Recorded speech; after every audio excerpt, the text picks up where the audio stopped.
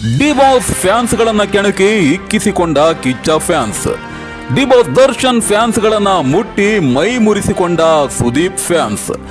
ನಮ್ಮಡ್ಡ ಚಿತ್ರದುರ್ಗ ನಮ್ಮಡ್ಡ ಅಂತಾನೆ ಚಿತ್ರಾನ್ನ ಆದವರ ಕತೆ ವ್ಯತೆ. ಚಿತ್ರದುರ್ಗದ ಮಹಾಗಣಪತಿ ವಿಸರ್ಜನೆ ಟೈಮಲ್ಲಿ ಆಗಿದ್ದೇನು ಬನ್ನಿ ನೋಡೋಣ. ಸ್ನೇಹಿತರೆ, ಇದು ಗಣೇಶ ಮಾಸ ಅಂದ್ರೆ ಈ ತಿಂಗಳಲ್ಲಿ ಗಣೇಶ ವಿಸರ್ಜನೆಯ ಸಂಭ್ರಮ.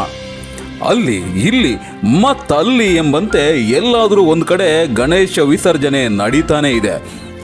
ಇನ್ನು ಗಣೇಶ ವಿಸರ್ಜನೆ ಸಮಯದಲ್ಲಿ ಡಿ ಬಾಸ್ ಹಾಡುಗಳಿಗೆ ಅಭಿಮಾನಿಗಳು ಹುಚ್ಚೆದ್ದು ಕುಣಿಯೋದು ಮಾಮೂಲು. ಡಿಜೆ ಸೌಂಡ್ನಲ್ಲಿ ಏನ್ರಿ ಮೀಡಿಯಾ ಹಾಕ್ಕೊಂಡು ಡಿ ಬಾಸ್ ಅಂತ ಮೆರೆಯೋದು ಇತ್ತೀಚೆಗೆ ಒಂದು ಟ್ರೆಂಡಿಂಗ್. ಮೊನ್ನೆ ಚಿತ್ರದುರ್ಗದಲ್ಲಿಯೂ ಸಹ ಮಹಾ ಗಣೇಶ ವಿಸರ್ಜನೆ ಬಹಳ ಜೋರಾಗಿ ನಡೆದಿದೆ.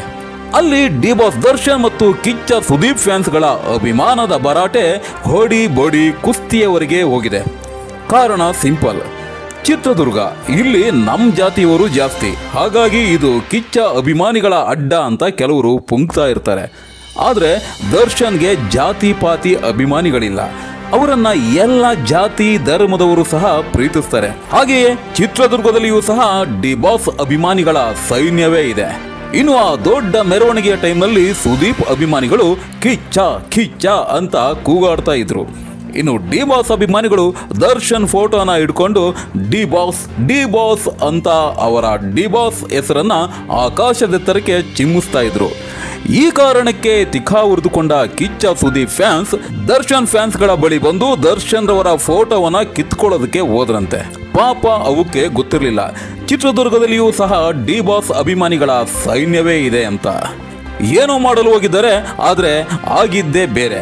ಬಹುಸಂಖ್ಯೆಯಲ್ಲಿದ್ದಂತಹ ಡಿ ಬಾಸ್ ಫ್ಯಾನ್ಸ್ಗಳಿಂದ ಒದೆ ತಿಂದು ಮಾನ ಮರ್ಯಾದೆನ ಹರಾಜಾಕೊಂಡವ್ರೆ.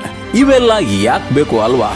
ಅವರು ಡಿ ಬಾಸ್ ಅಂತ ಕೂಗಾಡಿದ್ರೆ, ನೀವು ಕಿಚ್ಚ ಅಂತ ಕೂಗಾಡಿದ್ರೆ ಮುಗ್ದೋಗಿತ್ತು. ಅದನ್ನು ಬಿಟ್ಟು ಡಿ ಬಾಸ್ ಅಭಿಮಾನಿಗಳನ್ನ ಕೆಣಕಿ ಒದೆ ತಿಂದು ಮರ್ಯಾದೆನ ಹರಾಜಾಕೊಂಡಿದ್ದು ಅಷ್ಟೊಂದು ಒಳ್ಳೆ ಬೆಳವಣಿಗೆ ಅಲ್ಲ ಅಲ್ವೇ?